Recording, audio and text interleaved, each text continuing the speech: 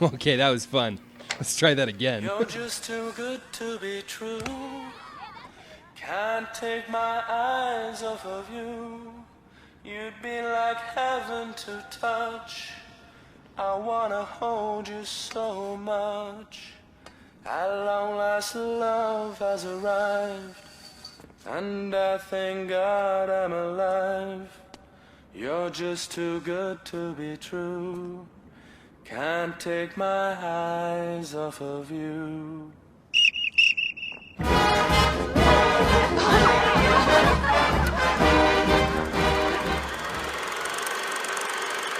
Cinderella story. You want answers? We're on a mission from God. Inconceivable! Take your stinking paws off me! I'm afraid I can't do that. Have fun storming the castle! Hey everybody, welcome to the Story Cauldron, finding the folktales, fables, and philosophies behind your favorite Hollywood films. I'm Bobby, the movie dude. I'm Anthony, the philosophy guy. I'm Garrett, and I'm here. And this is the podcast where we watch movies and talk about where those stories come from. Tolkien talked in On Fairy Stories about how all of the tales that we tell depend on other stories that came before them. Usually it's done unconsciously, people not even necessarily realizing where these ideas are coming from. But today, we're talking about something very intentional.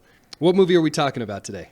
Today, we're talking about the most eloquent teenagers in the world who recreate a slightly less sexist production than Shakespeare. We're going to be looking at 10 Things I Hate About You. So, 10 Things I Hate About You takes place in the appropriately named Padua High School, where a new kid masterminds a plan to get the girl of his dreams by playing matchmaker for the most heinous, mewling, Rampalian wretch in school.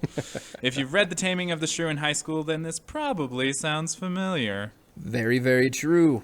Yes, this movie, it came out in 1999, and it very much is of the time period. It is, I would say, one of the best high school teenage movies of the 90s. I mean, even rivaling some of John Hughes' movies from a decade before it.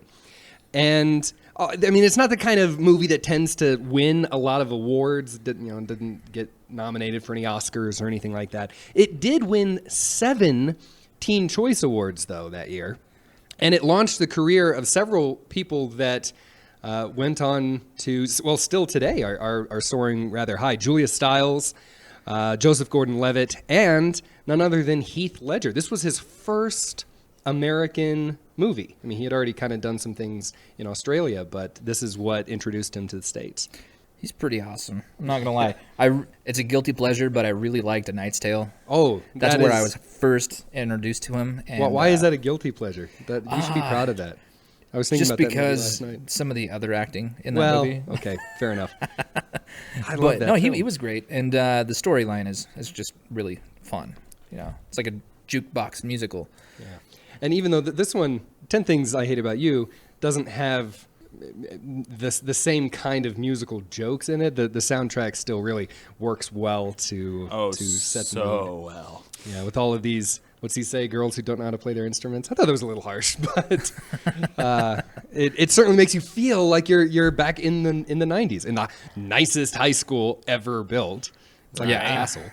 But I realized I watched this movie a couple days ago to get ready for the podcast. That was the first time I had ever seen the beginning of it. I had never watched this movie except on television. You know, like you're flipping through channels and it's on, and so you just say, all right, well, I guess I'll watch that. I mean, I've done that plenty of times because it's one of those movies that's always worth having on. But this was the first time I had intentionally sought it out. And so that opening sequence where they're like the girls are driving the car and then Kat drives up with the Joan Jett song playing. It was the first time I'd ever seen that. Mm-hmm. But I really enjoyed this movie. This is a lot of fun to go see. Well, I first saw this back in when it first came out as well. Yeah, I liked it. I did. I was kind of like, I wasn't so sure about it before I saw it, but then after I watched it, it quickly became one of my favorites. Now I end up teaching it in some respects to my English class. Do you get to talk about it in class? Sometimes. It's either that or Julius Caesar. So. Oh, and well, I guess it's kind of hard to compare Taming of the Shrew and Julius Caesar, but Very true. And, this one's a lot funnier, that's for sure. Oh yeah. There's no repeated stabbings and all that good stuff, but Just crotch shots. just crotch groin shots. So Garrett, when did you first watch it? As is turning into a recurring theme here on the podcast, the first time that I watched this film was yesterday. I think the Story Cauldron is really just our opportunity to force Garrett to watch new movies. And Movies that we like. I'm totally okay with that because after watching this film, all I could think was, where has it been all my life? I've read The Taming of the Shrew, and I've seen the Elizabeth Taylor movie of Taming of the Shrew. Because that's what we did in high school. I had a really good English teacher, and instead of Romeo and Juliet, we read Taming of the Shrew instead. Shout out Holmes. Oh, Miss Holmes, you're the best.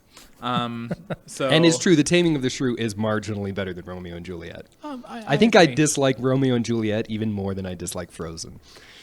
Oh dear. And for those of you guys that haven't listened to the podcast very much, Anthony really does not like Frozen. loathes the Frozen. But no, I watched it last night, and it was so good. And I loved all of the connections that it had to Shakespeare and all the original Taming of the Shrew story. Yeah, so should we talk about that? The original Taming of the Shrew story? Sure. That's it is complicated. It's hard to. I mean, Very. if you think this movie is complicated, The Taming of the Shrew is an order of magnitude higher. There's more characters. There's an even more convoluted plot, and really, the movie ends. In one sense, it kind of ends like halfway through the play because Petruchio and Caterina get married halfway through the Shakespeare version. But the screenwriters for 10 Things I Hate About You were intentionally trying to adapt Shakespeare's play into a high school setting. So this is not one that just happens to parallel various things. Even down to the names of the characters, you can see the influence straight out of William Shakespeare from Stratford-upon-Avon, and then you have the Stratford sisters here. And then you have Patrick Verona, Verona, yeah. Padua High School. Well, let's go ahead and just kind of go through each of the characters. So we do have Kat and Katerina. Yes, the aforementioned mewling Rampalian wretch. What a shrew. What a shrew indeed, yeah. Michael even calls her that, doesn't he? Right before he gets thrown off a cliff for no apparent reason. Yep. But what did you think about her? Just as a character, in the movie, I mean. I relate to her on a very spiritual level. I feel like I was probably that kid in high school that was walking around just ripping down the prom posters going, ugh, stupid. So Well, I was very much the same. You did go to prom and just kind of be like, let's just hang out in the parking lot. We sat in the parking lot, ate Oreos, and then judged everybody's prom get-up as they walked to the door.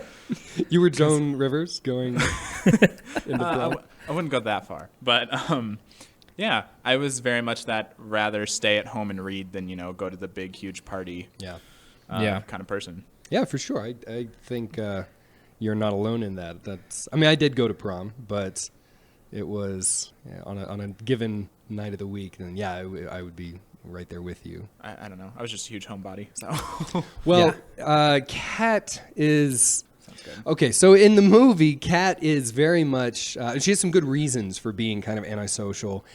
She has a reason. I'm debating whether or not to call it a good reason, but she has a reason for this shrewness, in that she had a horrible experience with the resident jerk of the play, Joey. I always want to say Joey Fatone, but I know. I mean, he even kind of looks like him, but I know that's not the guy. She had dated him as a freshman. And actually lost her virginity to him, and then he turns into the horrible jerk that he clearly is throughout the movie. And that's what makes her just hate everybody, is because she tried to be the stereotypical high school student and got hurt, and so she's kind of pulling back into her own world. This is pretty different from the play, because in In Shakespeare's version, you've got Katerina, who is constantly called a shrew, but it's never really explained why. And you never really see that she is a quote-unquote shrew until after everybody's been talking about her like that for a while, and then she blows up. I think it's towards the end of Act 1.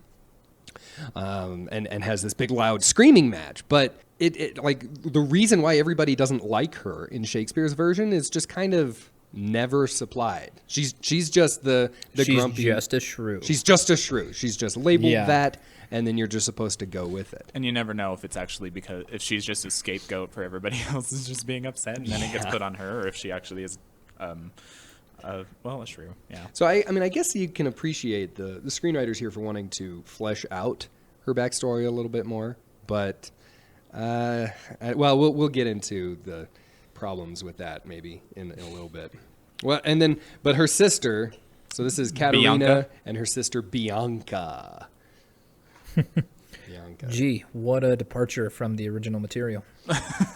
Yeah, that's she's the one I actually do really like. I thought they changed her character kind of significantly too from Shakespeare's version, but in a better way. She's at the beginning of the movie. She's the real ditzy. I love my Prada bag, or something like that. And Very, very superficial type absolutely looking character. She was the popular girl in school.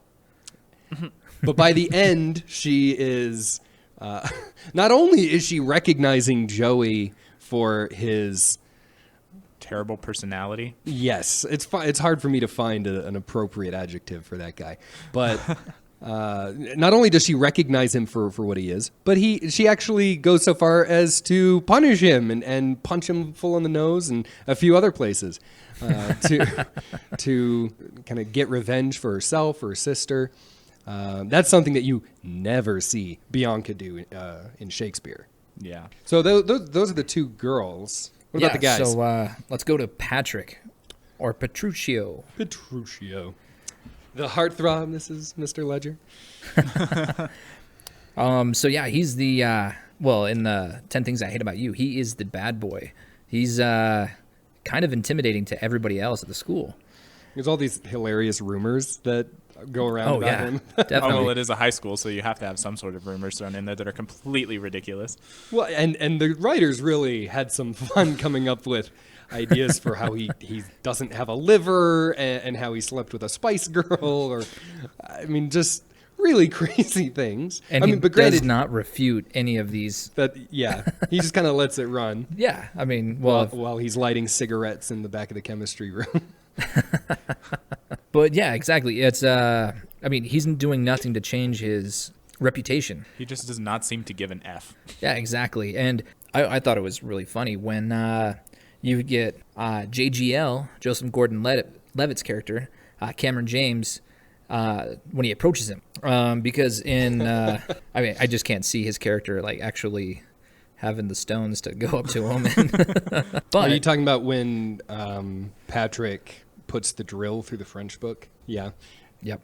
When he first approaches him and he just... Exactly. Good thing he had the French book there. Yeah.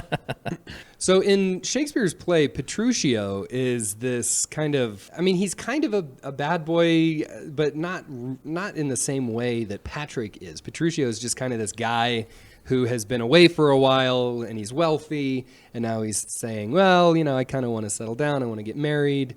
And so these guys who want to marry Bianca go and convince him to try and woo Katerina.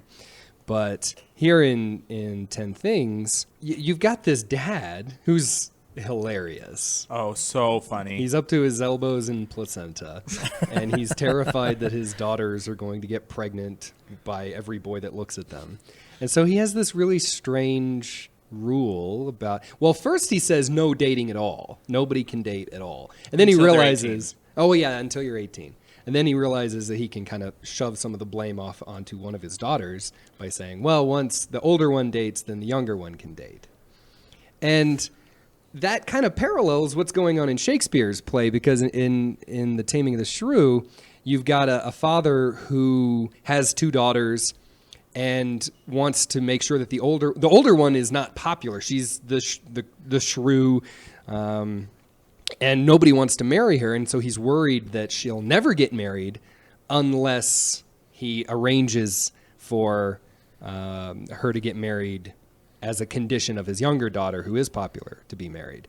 And so all these guys who want to marry the younger daughter convince the returned Petruchio to come back and try and woo Katerina. And Katerina actually takes kind of a liking to him, and Petruchio kind of takes a liking to her, so it works out. But at least at first, it kind of works out. Yeah.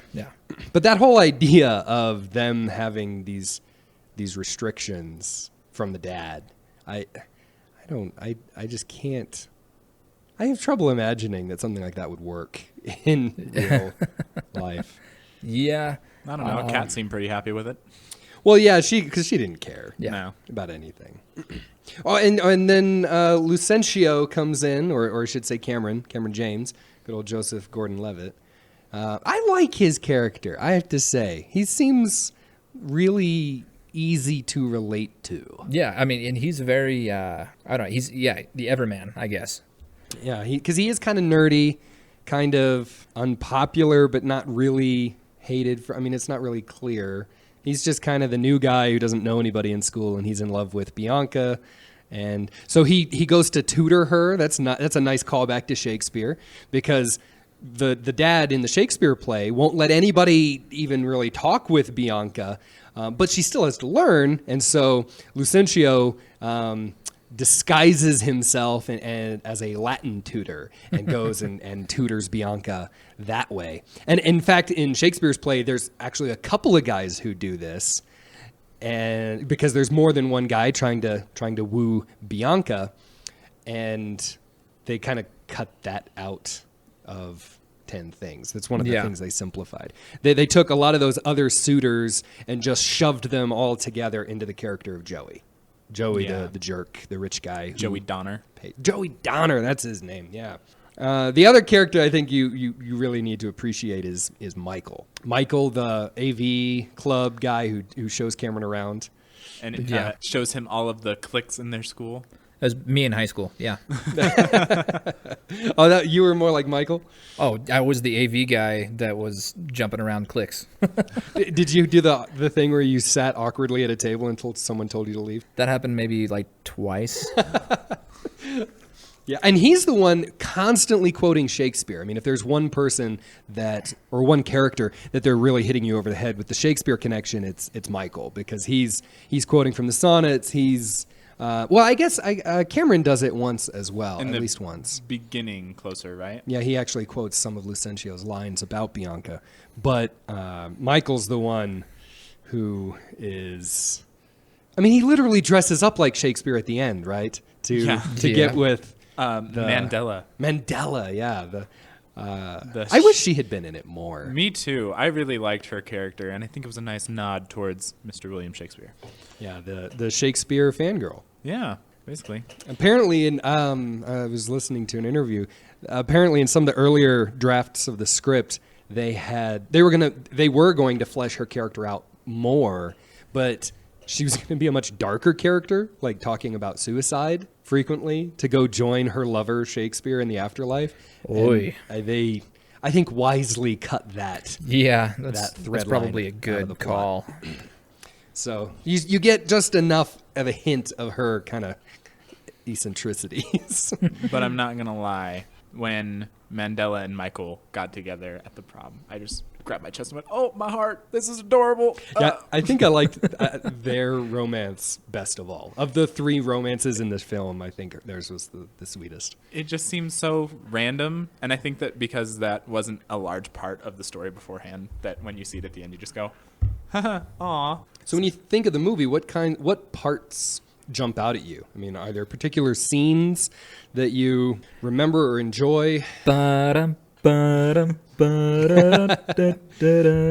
no idea that was actually him singing. I had to look it up while I was watching the movie just because it's like, you got to be kidding me. Oh, yeah, he's got a good voice. But would it really be a teenage movie if there wasn't just some random song sung by a character in the middle of it. Yeah, and it makes me think of a couple other movies where they start talking about like, who would have guessed that everybody at this school is a professional dancer? Of course, that doesn't happen in this movie, but it's That kind of marching the band was pretty same. good. Yeah, That was an actual high school marching band too. Actually, it was a couple. They had to get multiple schools marching bands together to get one that big. But that was like the kid that he pays off when he has that like The drum major sneaky moment in the hallway. The kid never speaks, but like that was the actual drum major at one of the local high schools that they used for that Nice. scene. Tacoma. Coma, yeah. Other than that, what I think of in this movie is just that it's so quotable. There's so many like little things here and there that make you go, oh, I'm going to end up saying that in real life, and it might not be socially acceptable. Well, didn't it happen the other day where somebody said, well, actually, you watched the movie the other day. I watched it last night. Sorry. And you finally came to realize that one of the quotes that one of our friends makes all the time is from that movie. I had to message her with a picture of the scene saying, I get it now. I finally understand. Which quote It are you was, talking about? now that you've seen the plan, I'm going to go show the plan to someone else. Because we would say that all the time, and I had no idea what exactly it went to. And it was that scene, and I just started freaking out at like midnight at my house. Yeah. So you watched it this morning. Well, let's not. Yeah, let's not split hairs. I like the. I know the line, "Remove head from sphincter, then drive," has come out of my mouth more than once while on the road. I still really love I maintain that he kicked himself in the balls. That just there's so many good lines. That is true. And that's I think one of the big appeals with this movie is how eloquent the teenagers really are. I mean, they're speaking in a way that's that no teenager has ever spoken, really. I mean, it's not just, this isn't a criticism of teenagers in 2017. It's just they're clever, and the script is written even better than it probably should have been to capture the way that teenagers actually communicate. So many witticisms. Yeah, it's witty. I mean, it's very witty. It's Shakespearean in that regard. There's a lot of clever little digs like that. Multiple entendres. Yeah. The big difference, though, I mean, if there is one huge difference from Shakespeare's version, it's the ending. I mean, The Taming of the Shrew is kind of famously horrible in the way that it ends, and where it gets its name from. Even it's all about Petruchio taming Katharina, where he is. I mean, he almost brainwashes her. There's this whole scene. Terrible. Really bad. It's called gaslighting, right? Where he is forcing her to doubt things that she knows. He is taking food away from her. He is calling the sun the moon, or the moon the sun. I forget which one it is, which I guess is just shows how effective the scene was. But he is making her doubt everything. It kind of reminds me of the scene in 1984 where the protagonist is being tortured to say that 2 + 2 = 5. It's a very similar kind of thing, not quite as overtly torturous, but that Petruchio is doing this to his wife. Like, he's already married to her, and now he sets out with the job of taming her, like teaching her how to be a quote unquote good woman, A proper lady. And so the ending of the play is kind of Depressing. Well, it's strange. People argue over exactly what's going on with it, right? But there's the bet that sets everything in motion in the movie doesn't really show up until the end of the play, when Petruchio and the other male characters, who are all married now, because Lucentio has married Bianca, and there's a few guys like that. They set out to make a bet over who has the most obedient wife, and they all call their wives to come. Basically, like, it's almost like whistling for your dog is what they're doing with their wives. And then they say whichever one comes first, that's the most obedient wife, and that's who wins. And Katerina's the one who comes. Is the only one who comes. And she has this monologue that finishes up the play, Ugh. which, yeah, I mean, if you take it literally, it's pretty depressing in just It how is. how brainwashed she sounds. And there's a lot of debate now over whether that's meant to be ironic. Is Katerina being sarcastic? I think a lot of modern productions of The Taming of the Shrew try to cast it up like she's being sarcastic in a lot of the things that she says in that last monologue, because otherwise everyone's going to hate it because it is violently sexist. And it's very Yeah. the way it came across to me when I read it was she just gave up her being her own person totally just to be Like she's broken. yeah, like She's been she tamed. doesn't have anything that like she would never told anyone her opinions, her ideas or anything like that in the end because she was being obedient to her husband. That was very sarcastic. It's like breaking a couldn't tell. horse, where you are breaking its will, and that's what's happened to her, and it's really sad. And so that doesn't happen in the movie, No. not exactly, but I don't know. What do you think? How does the movie's ending is better, I would say, but Yeah. how does the movie end? Well, I didn't get to rehash the movie, so what do you think, Garrett? I really liked it. Seemed kind of like in the end of the movie it was a little bit more like they were compromising. He was kind of giving up things for her and she was kind of it just seemed like both of their characters grew. You mean Patrick and Kat. What was he giving up? Well, I think it was not necessarily giving something up, but he bought her the guitar. Okay, yeah. And then, you can't just buy a guitar every single time we get in a fight. Oh, I know, but there's also drums, a bass, and maybe someday a tambourine. He was like sacrificing the money and stuff to get the guitar, and then she was kind of being a little less tempestuous. Yeah, that's a good word, isn't it? So that's just kind of the way I looked at it. It wasn't all one person changing. It was both of them kind of growing a little bit more and changing for each other. Yeah, I would say that's one of the big themes of the movie, changing your identity, especially in light of the way other people see you. You know, if there's one thing that Patrick and Kat both share, especially at the beginning of the movie, is that they don't care about anybody. They don't care about what other people think about them. I mean, they each seem to have one friend who is similarly kind of not caring. Patrick's friend never even gets a name, does he? No. He's just kind of in that one scene where he's laughing. The writers were as apathetic as the characters, right? In that Yeah, regard, in that you know? regard. And as the sisters are arguing over what they want to be like in high school and what's really important, I mean, they're constantly talking about the way that they are viewed publicly.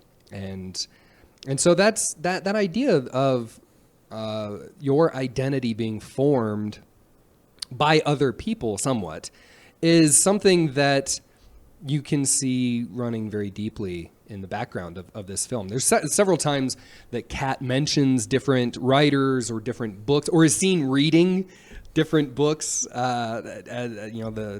Towards the beginning, the shot lingers on her sitting in a chair while she's reading The Bell Jar by Sylvia Plath, which that's what that book is all about. Have you guys? Oh yeah. They don't teach Sylvia Plath in high school. No. But I had to know it. Nope. Before getting certified as an English teacher. Not even. Do they even read her poetry at all? I never did. Certain selections. Because she won a. Oh no! What did she win?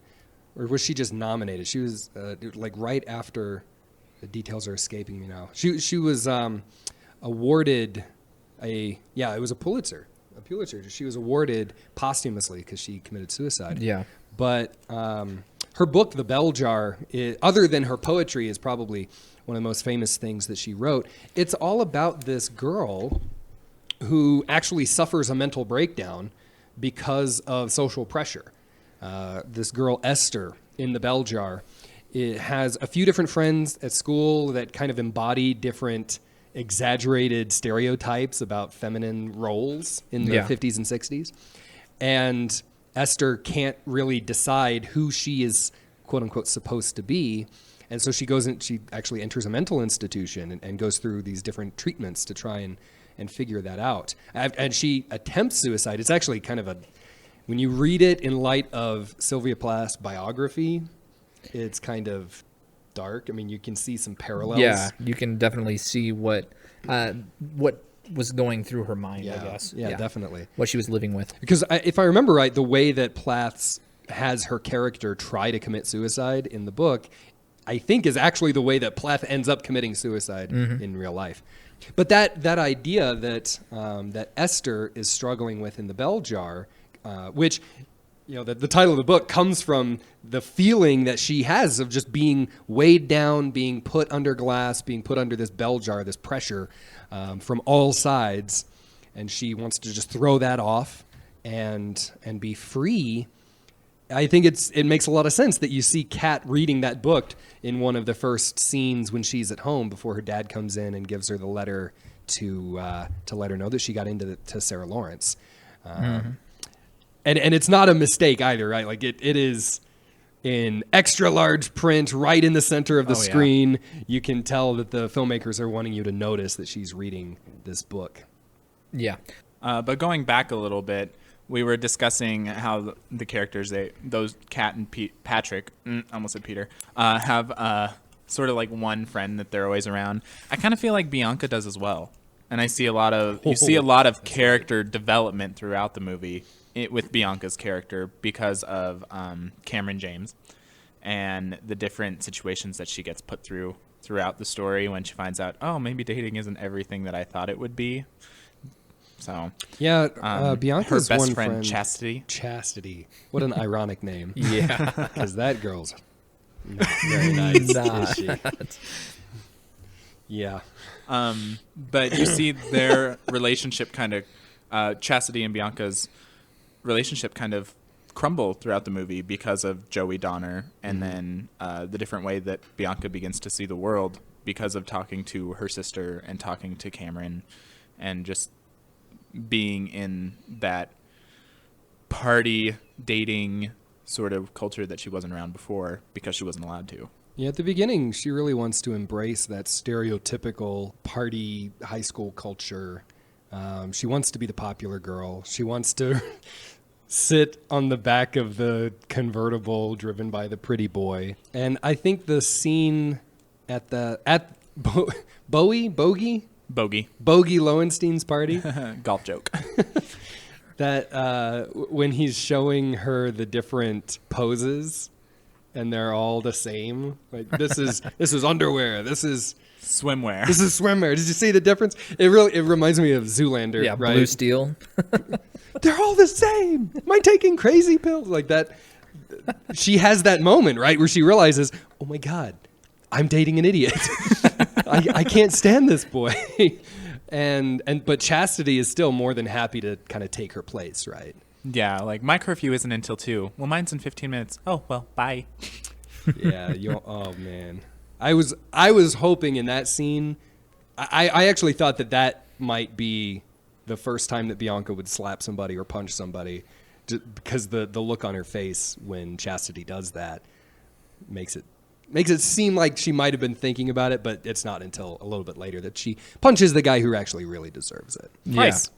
Several, yeah, and then a nice knee knees shot. in the groin. I don't know if Chastity ever really gets fleshed out all that much, though, right? She's really just... You just what see else that does she she's do? an awful person. Like at the prom, Joey went and picked Chastity up at her house to take her to the prom because Bianca had already gone with Cameron. And she makes it very clear that, oh, well, Joey called me up. And you thought you were the only sophomore at the prom? And Bianca was like, and then Chastity just coyly goes, bye, and walks out of the bathroom with her. What's a nice way to put this? Sass. Sure. Do you think that Chastity was aware that Joey had already tried to go pick up Bianca first? Like, do you think it would have affected anything if Chastity knew that she was the second choice or not? I don't know. I mean, it seems like she doesn't care. Like, I'm with him now. Who cares whether I was his first choice or not? That's kind of what I'm thinking too. I mean, she's the one that she just wanted to be seen. Doesn't really care how, but she just wanted to be seen as a sophomore at the prom with Joey. So, I was just going to say, is there any character in Taming of the Shrew that really correlates with chastity, or was that something that the writers threw in to really make it that authentic high school experience?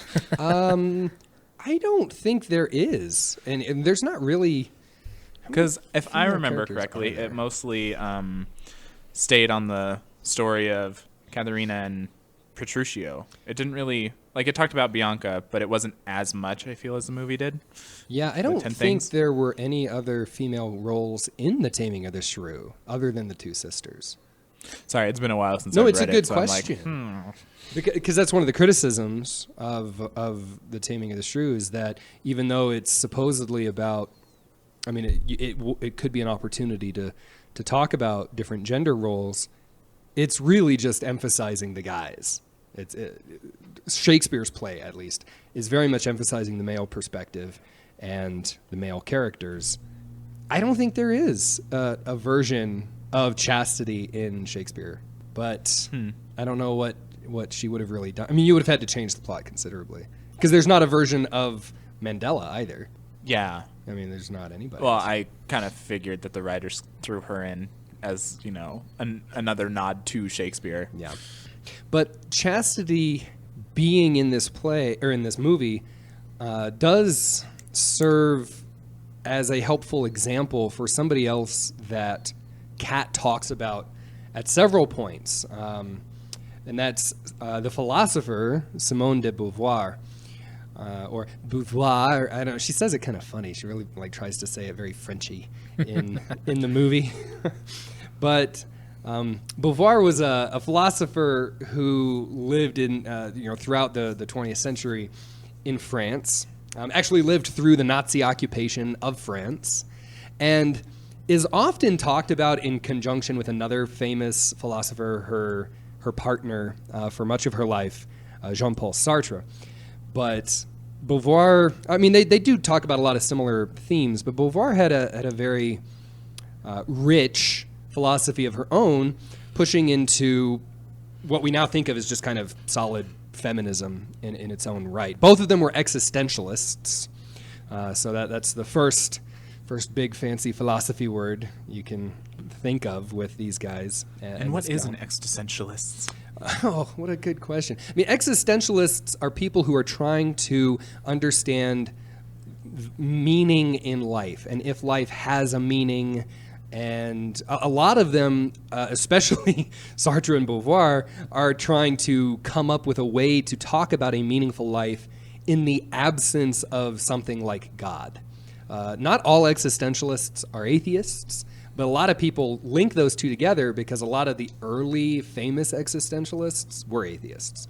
And they're basically saying God isn't real, nothing ultimately really matters, because we're going to die someday. So let's live life now, and let's try to make our lives now mean something. Let's make that be real.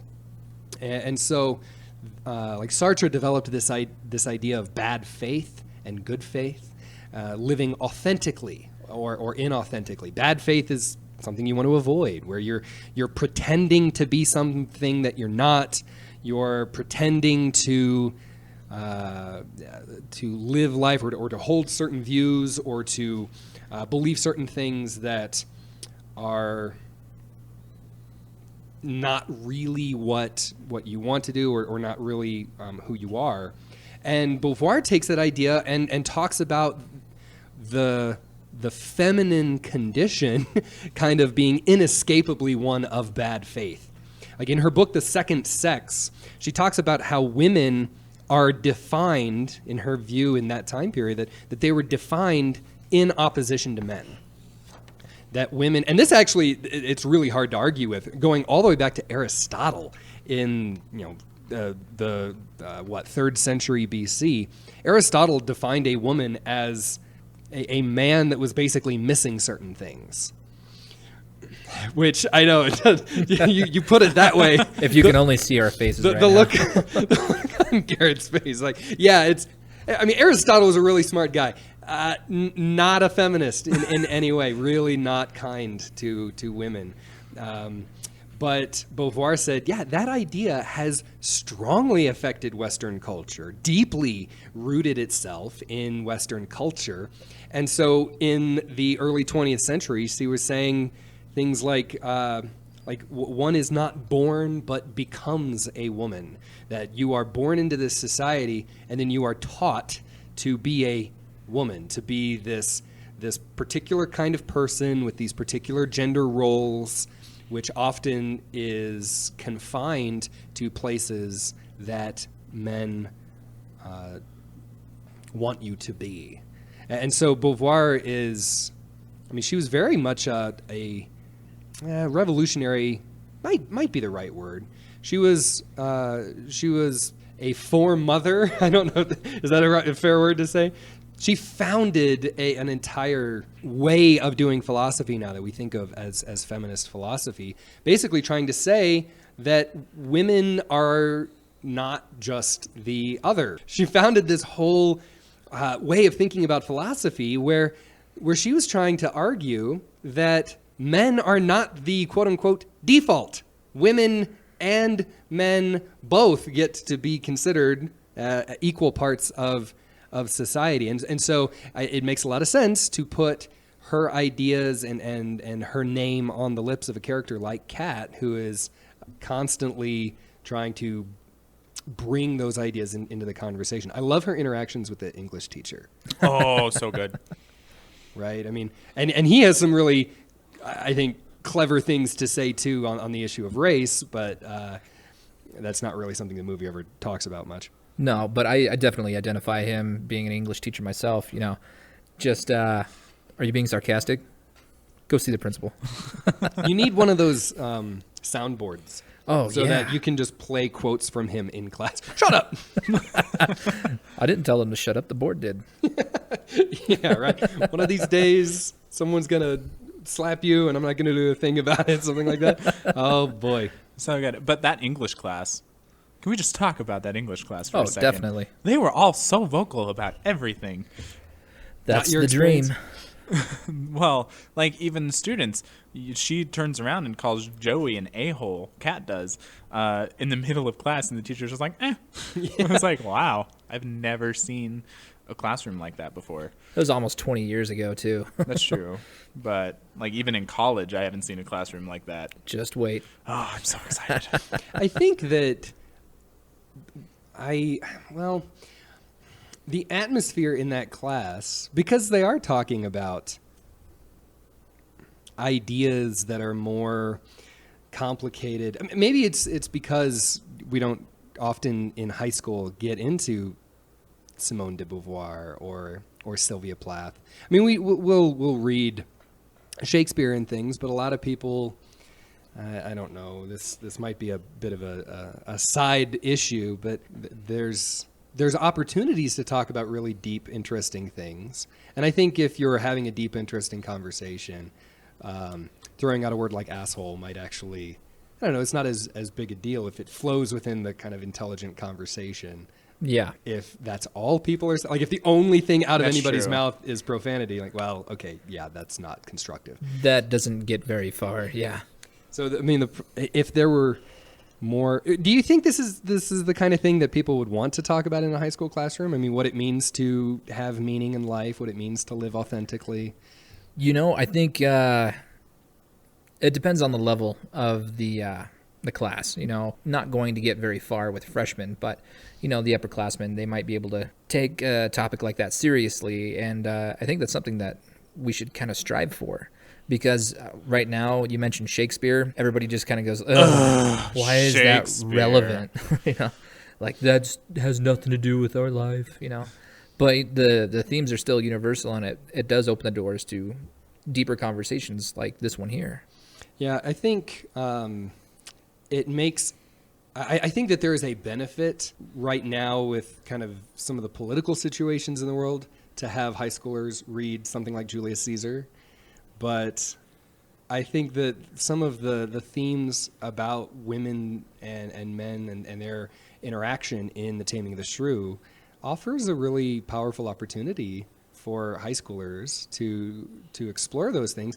And I think, Bobby, you said it well, if you take it seriously. That's the trick. You have to be able to take it seriously and say, well, let's actually talk about some of these ideas. Instead of talking about how many fart jokes Shakespeare can make in a play. Yeah, well, I mean, that's... I mean, there's always a place for that. There is a place for that, too. And The Taming of the Shrew is a comedy. I mean, it's designed to be humorous. Oh, yeah. If you watch the movie or anything, it's always kind of, you watch it and you just think, wow. And a lot of it, I think, comes down to also physical comedy. Yeah. That you wouldn't necessarily get to see if you sat down and decided, I'm going to read Taming of the Shrew. Well, yeah, I think reading a play is always rough. I mean, even plays that I love, to just sit down and read the script, for me, it's difficult. See, I enjoy it sometimes, but with a play like Taming of the Shrew, I think having that visual component helps immensely. Yeah, that's true. And also, I'm just going to say, this conversation that we're having right now makes me feel so smart and intelligent, and I love it. Well, see, and that is the thing. I think that, yeah, a lot of people would enjoy being able to, I mean, especially the word feminism right now is so politically loaded. There's a lot of charged. Yeah. And that's unfortunate. I mean, one of the first things I said is something that I think everybody, no matter what your political inclinations, they're going to agree with, that women and men should be equals and viewed as equals and treated as equals. I mean, that's something that we kind of take for granted. But when Beauvoir started writing about that, it was kind of a radical idea. I mean, we kind of take some of Beauvoir's conclusions for granted when we should take some time to appreciate where those things are coming from. And just hearing a word like feminism and immediately shutting down and saying, "Oh, well, I don't like you," that's unfortunate. And that's where I think actually high school students do a better job. They tend to be more open to talking about ideas as ideas because they don't have as many preconceived notions. Yeah, they don't have as many preconceived notions. They're not registered members of any kind of political party or anything like that. Yeah, and I think that's one of the really awesome things about this movie is that it takes this Shakespearean play that opens up all these ideas and puts it into a high schooler's wheelhouse. I mean, it's set in high school. Yeah. And with high schoolers that are going through the same things. I mean, it's like every high school. So it's not exactly out of their grasp or understanding. And they relate to it, they understand it, and they're more apt to talk about it. Yeah, so. I mean, it can be hard. I mean, I'll admit, it's hard to understand The Taming of the Shrew as an adult, just because it's complicated and it's dealing layers with upon layers. Oh yeah, trying to write the synopsis for us to say at the beginning of this episode, we sat here for like 10 minutes. Well, we can't. Well, that would just be too complex. It'll sound too confusing. There's no way to simplify it, but yeah, trying to. Well, there's no way to easily simplify it, but I think 10 Things I Hate About You does a good job of taking out some of the other thread lines, simplifying some of the things, and certainly watering down the sexism. Although I would argue it is still not really all that great. I mean, Kat's character is a good model for how she speaks and how she interacts, but ultimately her whole character, I think Beauvoir would not like Kat as a character. I'll put it that way. Because almost everything about Kat's character is still defined by the men in her life. I mean, the reason why she is the shrew at the beginning is because of Joey. And the reason why she becomes not a shrew at the end is because of Patrick. So she's not quite the independent character that we would like to see her. Exactly. She's still being defined by the male presences around her, which is exactly what Beauvoir was saying was wrong. So I think Bianca is much better in that regard, because even though Bianca in Shakespeare's play is just kind of this prop where she's married around, they literally are bidding for her. There's like an auction in Shakespeare's play for Bianca's hand, where I don't think she ever even speaks. It's just the boys sitting around like, well, I'll pay this much. Well, I'll pay this much. And to go from that in Shakespeare to have her kneeing the jerk in the groin at the prom, that's the person that I think Beauvoir would say much better. But was she doing that for her, or was she doing that because he punched Cameron and then he did everything bad to her sister, and because of all that stuff? Because she says as she's punching him, "This is for Cameron," This is for my sister, and this is for me. Ah. Well, yeah, but so are you saying that she's being defined still by the other people in her life? Well, I think at least a little bit. Maybe, but she's making the choice to Stick up for her and those people. Stick up. And I really, because when you're watching that scene, it's pretty clear that it looks like Cameron is going to stand up to the bully and punch him. So it's a nice surprise when it's Bianca, the girly girl, Prada bag loving character, who actually punches the bully. Like, that's a really nice subversion that you don't really expect. And so I think that, and Beauvoir talks about this, how you're always going to be defined in some social way. Like, that's never fully escapable. The phrase that she describes it as is the serious world that you can't get out of. And she develops this whole ethics of ambiguity is what she calls it. That was the name of one of her other books, about how we are, we're constantly being pulled in these directions between defining ourselves and being defined by other people. So you can't really escape that fully. But she does a really good job of asserting herself independently, even in light of those social pressures. I feel like she's always going after what she wants and not really what everybody wants for her. Once she gets woken up, yeah. Yeah. There's that scene in the car where Cameron is basically telling her, you know what? Just because you're pretty doesn't mean you can treat everybody like crap. And what he asks her that question. What does he ask her? He says, like, have you always been this selfish? And she says yes. And like that's the turning point, I think, for her, where she actually starts thinking and realizing who she is, and then she makes some conscious choices to live differently. Like, that kind of conscious control over her identity is the kind of thing that feminist philosophers are going to say, yeah, good for you. That's what you want. And if you have to punch a jerk in the face, etc., in order to do that, so be it. Well, damn. So yeah, the whole and just to really to put the nails in my case for Kat not being a feminist icon, she is really over-sexualized in this movie. Oh yeah. Not only is there the scene where she's dancing on the table, because she gets drunk at the party and has to be rescued by Patrick, but the scene where she gets him out of detention by flashing the teacher. Yeah. I forgot about that scene until I was watching it the other night. Like, oh yeah. I mean, that scene makes no sense to me. Why you would have that character do that? I mean, the whole idea throughout the movie has been for her to say, I'm independent, I am my own person, I'm not just an object. But then here in this moment, like, the greatest sacrifice where she's rescuing Patrick is that she's just turning herself into an object for sexualized observation. I mean, she gets applause for it, right? It's it's at a least really she was at least weird mildly embarrassed as she walked out of the classroom. Yeah. Well, sure, I would be too, right? But it just is so. It seems Kind of out of character. wrong. Yeah, it seems out of character. It just doesn't Or make sense. who she is in the rest of the story. That's what you would expect Chastity to do. Yeah. But I also kind of think Chastity wouldn't do it to get someone out of attention. I think she would just do it. Yeah. Oh, yeah. For the attention, just to have Probably. people look at her. Yeah, that's true. You're right. So Kat is a little bit more noble than Chastity, but I mean, at least she had a reason.